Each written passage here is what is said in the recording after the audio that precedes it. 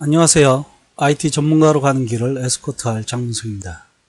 지금까지의 많은 C++ 책은 문법과 구현에 대하여 기술되어 있습니다. 그리고 설계와 개발 방법에 대해 다룬 책들도 많이 있습니다. 하지만 이 둘을 따로 다루다 보니 실제 프로젝트 공정에 맞게 개발하는 것은 매우 어렵습니다. 이제 기반 언어 학습에서도 문법, 구현뿐만 아니라 설계도 접목해야 할 때가 아닌가 생각합니다. 언제나 휴일 출판사의 IT 전문가로 가는 길 시리즈와 함께 IT 전문가의 꿈을 키워나가세요. 이번 동영상 강의는 C++ 소개와 클래스를 제외한 C 언어와 다른 문법 사항에 대해 다루겠습니다. 여러분께서 C 언어 문법을 전혀 모른다면 먼저 C 언어 문법을 익히신 후에 학습하시기 바랍니다. 왜냐하면 C++이 C 언어와 비슷한 문법이 많이 있는데 에스코트 C++에서는 C 언어와 같은 부분은 다르지 않거든요. 이번 동영상 강의에서는 클래스를 제외한 문법 사항 중에 C 언어와 다른 점을 다룰게요.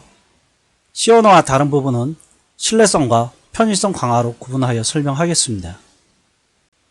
C++은 C 언어보다 높은 신뢰성을 추구합니다. C 언어에서 열거형과 정수형 사이에 묵시적 형변항을 제공했지만 C++에서는 독립된 형식으로 제공합니다. C++ 언어에서는 열거형에 정수를 대입하는 표현을 사용하실 수 없습니다. 그리고 콘스트가 아닌 포인터에 콘스트 포인터를 대입하면 C 언어에서는 경고에 굳혔던 것을 C++에서는 컴파일 오류를 발생합니다. 마찬가지로 보이드 포인터가 아닌 포인터에 보이드 포인터를 대입할 수 없습니다. 마지막으로 논리값을 표현할 수 있는 볼 형식을 제공하고 있습니다. 이번에는 편의성이 강화된 부분에 대해서 살펴봅시다. 먼저 구조체나 공용체 열거형을 정의할 때 사용하는 태그명을 형식명으로 사용할 수 있다는 것입니다. 그리고 C 언어에서 변수는 블록 시작 위치에 선언해야 했는데 C++에서는 원하는 위치에 선언할 수 있습니다. 또한 값 형식이 아닌 레퍼런스 형식 변수를 선언할 수 있습니다. 가장 강력해진 것은 시그니처가 충분히 다르면 같은 이름의 함수를 중복 정의할 수 있다는 것입니다. 이 외에도 디폴트 매개 변수와 매개 변수명이 없는 입력 매개 변수를 허용합니다. C++ 언어가 장수하면서 수많은 라이브러리가 만들어졌는데 사용하는 라이브러리에 같은 이름으로 정의된 것이 있을 때 이름 충돌이 나는 것을 막기 위해 네임스페이스 문법을 제공하고 있습니다. 이제 개발 도구로 하나하나 살펴봅시다. 마이크로소프트 비주얼 스튜디오 2008을 가지고 설명드릴게요. 메뉴바에서 파일, 새로 만들기, 프로젝트를 선택하세요. 그리고 프로젝트 형태는 비주얼 C++, 윈32, 콘솔 응용 프로그램을 선택하십시오. 프로젝트 이름을 오버C로 할게요. 오버C 확인을 누르시고 다음을 누르신 다음 빈 프로젝트를 선택하세요. 마침을 누를게요. 솔루션 탐색기에 오버C 프로젝트 항목에서 소스 파일을 추가할게요. 새 항목 C++ 파일을 추가합시다. 파일 이름은 데모로 할게요. 첫 번째로 신뢰성 강화 중에서 열거형에 대해서 살펴봅시다. 에스코트 C++ 9페이지를 참고하세요. 프로그램 진입점인 메인을 추가해야 되겠죠. 이 책에서는 메인 함수의 리턴 형식을 보이드로 명시할게요. 메인 함수의 리턴 형식이 왜 인트인지 아시게 되면 그때 인트로 변경하세요. 열거형을 하나 정의합시다. 이름, 젠더, 성별을 가지고 열거형을 정의할게요. female, male. 열거형과 정수형 사이의 관계를 살펴봅시다. 젠더 형식의 변수 G를 선언하고 female로 초기화를 할게요. 정수형 변수 i를 선언하고 0으로 초기화하겠습니다. 그리고 열거형 변수에 정수를 대입하는 구문과 변수 i에 열거형을 대입하는 구문을 추가합시다. 빌드에 보시면 오류 목록을 보시면 int에서 젠더로 변환할 수 없습니다 라는 오류 메시지가 나타납니다. 이 부분을 주석 처리하시면 다시 빌드 할게요. 아무런 오류 메시지가 없습니다. 즉 정수값이 올 곳에 열거형을 대입하는 것은 가능하다라는 거예요.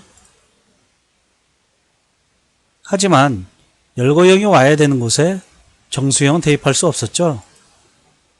열거형에는 정수값들을 나열하여 형식을 정의하므로 정수형에 열거형을 대입할 때 정수형 범위를 벗어날 값이 올 수 없습니다. 하지만 정수값은 열거형에 나열되지 않은 값일 수 있어서 열거형에 대입할 수 없습니다. 이번에는 신뢰성 강화 중에 컨스트 포인터에 대해서 하겠습니다. 에스코트 C++ 10페이지를 참고하세요. 먼저 캐릭터형을 원소로 하는 배열을 선언합시다. 캐릭터 ARR 10 equal hello. 그리고 const 캐릭터 포인터를 입력 인자로 받는 함수 풀을 선언할게요. void full const 캐릭터 포인터 string 복사하시고요. 푸함수에서는 캐릭터 포인터와 일반 캐릭터 포인터 사이에 대입을 하는 구문을 작성할게요. 먼저 캐릭터 포인터 P를 선언하고 str로 초기화합시다. 간접 연산자로 안에 문자를 A로 바꿀게요. 이제 메인 함수에서 풀을 호출하기로 합시다. 빌드에 보시면 오류 목록에 캐릭터 포인터에서 캐릭터 포인터로 변환할 수 없습니다 라는 오류 메시지가 나타납니다. 여기에서 간접 연산으로 내용을 바꾸고 있잖아요. 결국은 const 캐릭터 포인터에 있는 걸 캐릭터 포인터에 대입하는 것을 허용했을 때 이와 같은 문제가 발생을 하는 거죠. C++ 언어에서는 보시는 것처럼 이를 허용하지 않으므로 개발 단계에서 논리적 버그를 줄일 수 있습니다. 이번에는 신뢰성 강화 중에 void 포인터에 대해서 살펴봅시다. 에스코트 C++ 11페이지를 참고하세요. 먼저 캐릭터를 원소로 하는 배열을 선언합시다. 설명의 편의를 위해서 1부터 10까지 초기할게요. 그리고 void 포인터 변수 pv와 인트제형 포인터 변수 pi를 선언할게요. 인트제형 변수도 하나 선언할게요. 그리고 pv 변수에 ARR을 대입하고 pi 변수에 pv를 대입하겠습니다. 간접 연산으로 pi가 가리키고 있는 곳의 값을 7로 바꿔볼게요. 빌드에 보시면 오류 목록에 void 포인터에서 int 포인터로 변환할 수 없습니다 라고 오류 메시지가 나타납니다. 이번에는 확정자를 C로 바꿀게요.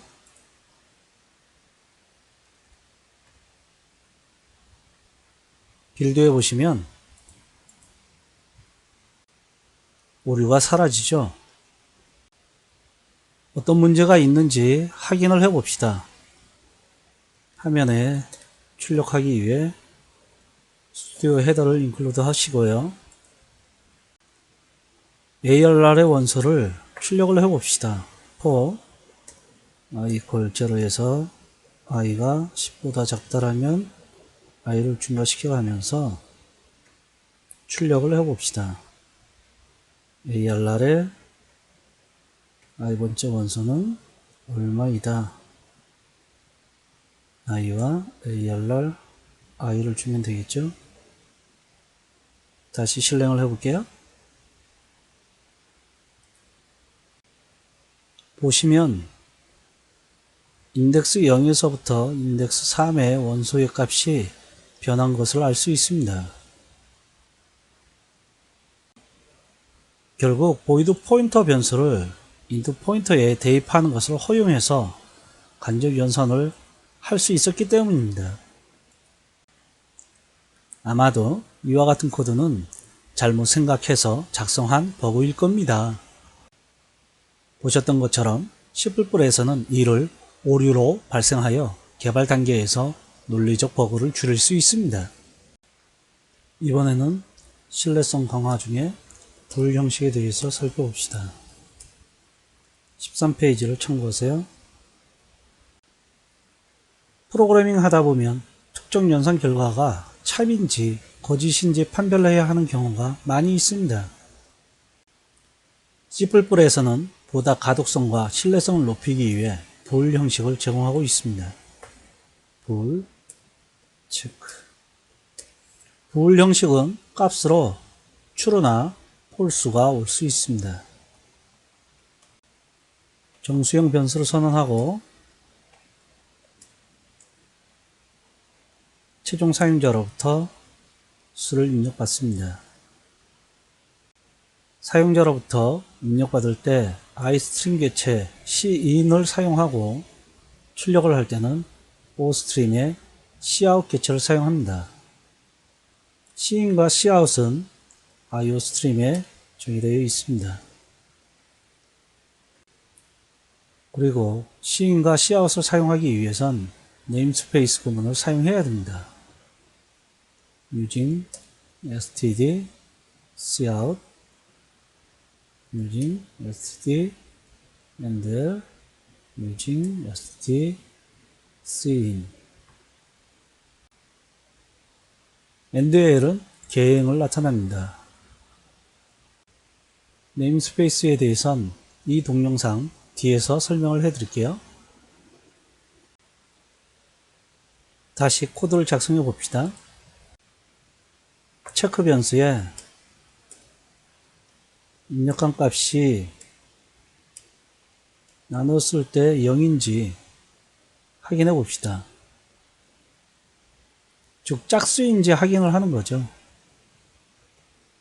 if 체크가 참이라면 그리고 false라면 참일 경우에는 짝수죠.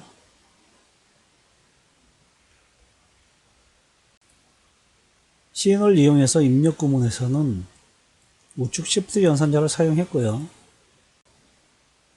아웃스트림 개체 cout을 사용할 때는 좌측 시프트 연산자를 사용합니다. endl은 개행이라 했었죠. 그리고 체크가 false일 경우엔 false입니다.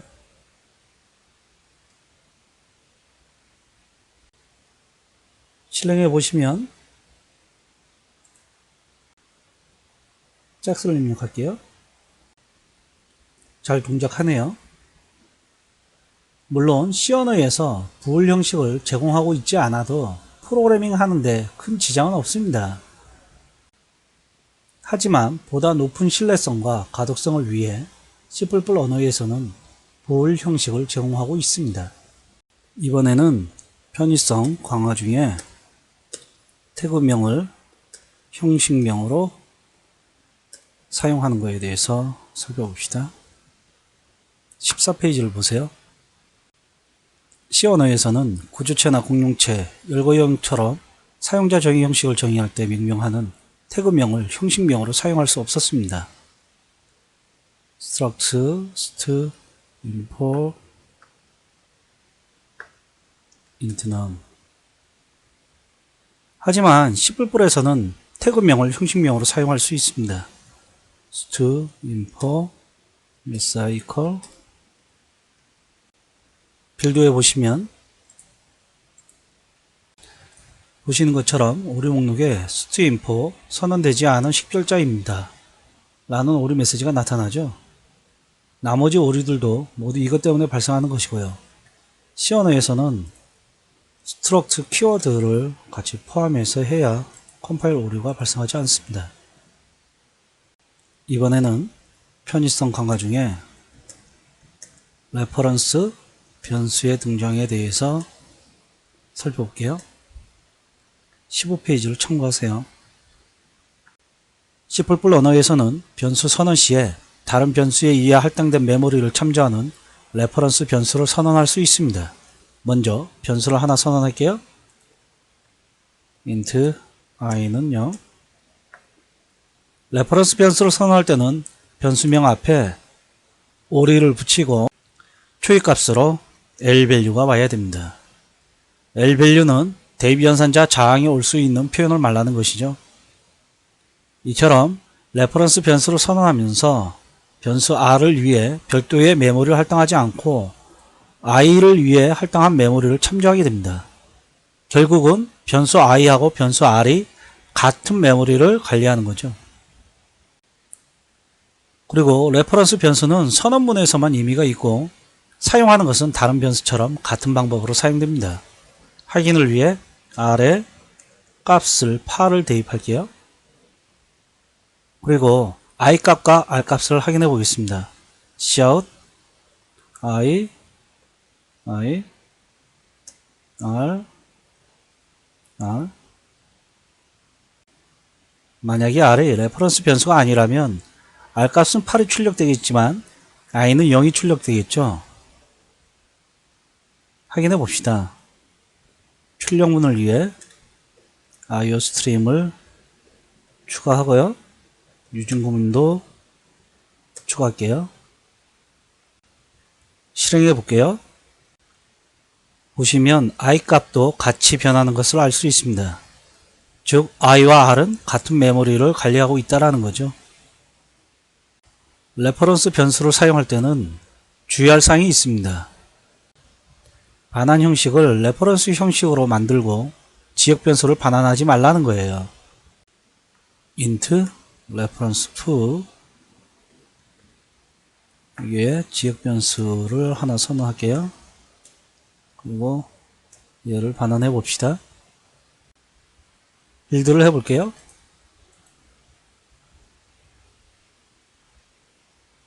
보시면 경고로 지역 변수 또는 임수 변수의 주소를 반환하고 있습니다. 라고 경고가 나오죠. 하지만 오류는 아니에요. 컴파일은 됐다는 거죠. 함수가 리턴하고 나면 지역 변수는 논리적으로 소멸된 메모리이기 때문에 발생한 모든 책임은 개발자의 몫입니다.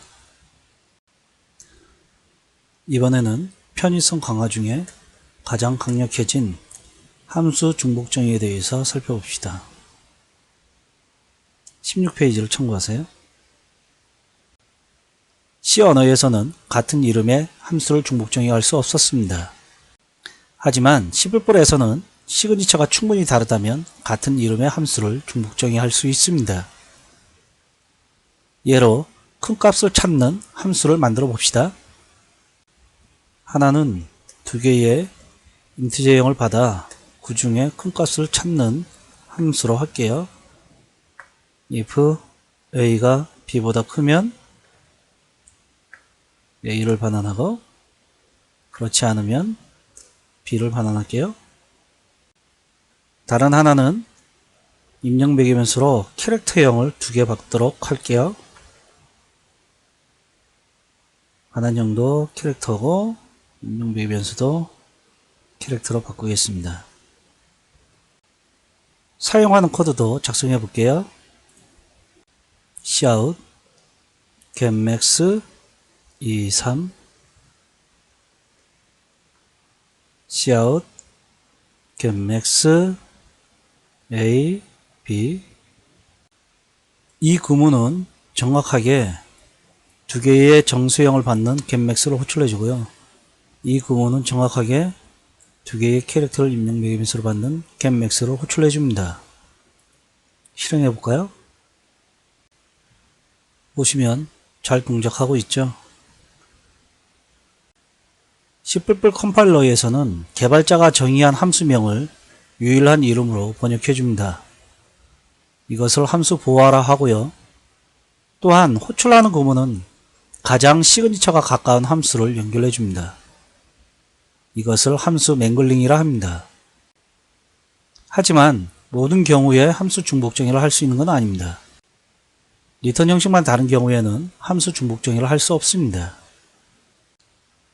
예를 들어 리턴 형식이 다른 두 개의 함수를 만들어 볼게요. cout void foo 리턴 형식이 다른 함수를 하나 더 만들게요. 리턴 형식을 int로 바꾸겠습니다. 리턴을 int로 바꿨죠. 빌드해 볼게요. 오류 목록에 오버로드된 함수가 반환 형식만 다릅니다 라고 오류 메시지가 나오죠. 사용하는 곳에서 리턴 값을 사용하지 않을 수 있기 때문에 리턴 형식만 다른 경우에는 함수 정복 정의를 허용하지 않고 있습니다. 이 외에 입력 인자가 값인지 참조인지만 다른 경우에도 참조 형식을 호출할 방법이 없어서 중복 정의를 하나만 하가 됩니다. 방금 만든 함수를 변경해 볼게요. 하나는 int i를 입력 인자로 바꿔 표시도 할게요. 또 다른 하나는 입력 인자로 reference i를 받게 합시다. 여기는 보이도록 하겠습니다. 마찬가지로 출력 구문도 작성할게요.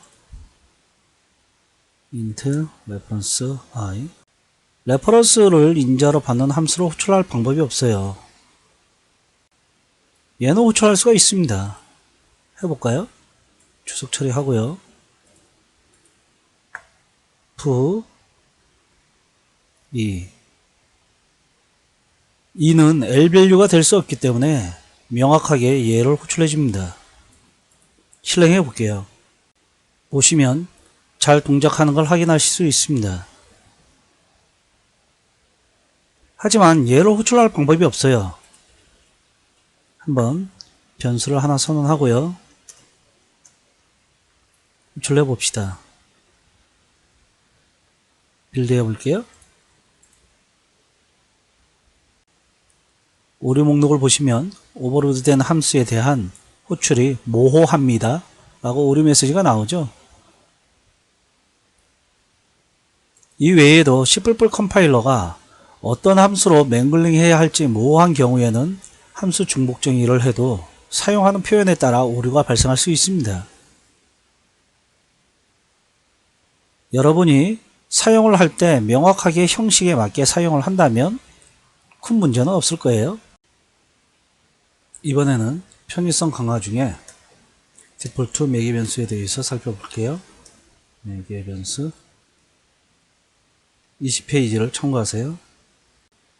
C++에서는 특정 함수를 호출할 때 사용하는 입력 매개 변수의 값이 대부분 같을 때 디폴트 매개 변수를 사용할 수 있습니다. 예를 들어 원의 면적을 구하는 함수를 만들어 볼게요. 더블 calculate area 더블 radius 더블 라디안 3.14 반지름 제곱에 라디우스 곱하기 라디우스 라디안을 곱해주면 되죠. 디폴트 매개 변수를 이용해서 이처럼 정의하면 원의 면적을 구할 때 반지름만 입력 인자로 전달해도 됩니다. 라디안은 디폴트 값인 3.14로 사용이 되는 거죠. cout calculate area and 그리고 만약 반원의 넓이를 구하고 싶으면 각도를 명확하게 전달하면 되고요. shout calculate area 3.14에 나누기 2를 해볼게요. 근데 실행해 보시면 잘 동작하네요. 이번에는 편의성 강화 중에 매개변수명이 없는 입력 매개변수를 살펴봅시다. 에스코트 C++ 21페이지를 참고하세요. C++에서 함수 중복 정의가 가능하다는 것은 앞에서 이미 살펴보았죠. 그런데 경우에 따라서는 메소드 이름을 같게 부여하고 싶은데 입력 인자가 똑같다면 어떻게 해야 할까요? 이 같은 경우에 두 개의 함수를 구분하기 위해 매개변수명이 없는 입력 매개변수를 사용하면 됩니다. 예로 직사각형과 삼각형의 면적을 구하는 함수를 만들어 볼게요. int calculate area width와 height가 오고요. 사각형 같은 경우는 width 곱하기 height를 주면 되겠죠. 삼각형의 면적을 구하는 함수도 크게 차이가 없잖아요. 단지 이제 나누기 2를 해주면 되겠죠. 근데 보시면 두 개의 함수가 시그니처가 완벽하게 일치하잖아요. 그러니까 중복정의를 할 수 없단 말이에요. 이와 같을 때 이 둘을 구분하기 위해 가지고 매개변수 없는 입력 매개변수를 정의할 수가 있습니다. 이와 같이 만들면 우리가 호출을 할 때 shout calculate area 만약에 매개변수를 두 개만 주게 되면 얘가 호출되는 거예요. 즉 사각형의 면적을 구하는 함수가 호출되는 거죠. 그리고 삼각형의 면적을 구하고 싶으면 매개변수명이 없지만 호출하는 곳에선 매개변수를 전달하는 거예요. 물론 세 번째 매개변수를 어떤 값을 전달해도 여기에서는 매개변수명이 없기 때문에 사용하지는 못합니다. 단지 호출하는 곳에서 어느 함수를 호출하는 것인지 알려주기 위해 가지고 사용하는 것 뿐입니다. 실행해 보면 잘 동작하는 걸 확인하실 수 있습니다. 이번에는 편의성 강화 중에서 네임스페이스에 대해서 살펴볼게요. 에스코트 C++ 22페이지를 참고하세요. C++ 언어가 태어난 지도 25년이 지났습니다. 오랜 시간 동안 C++ 언어로 많은 라이브러리들이 만들어졌고요. 그런데 프로그래밍 할 때 여러 라이브러리를 사용하고 싶은데 같은 형식명이 정의된 라이브러리가 있으면 이름이 충돌나는 거예요. 이를 해결하기 위해 네임스페이스 문법이 추가되었습니다.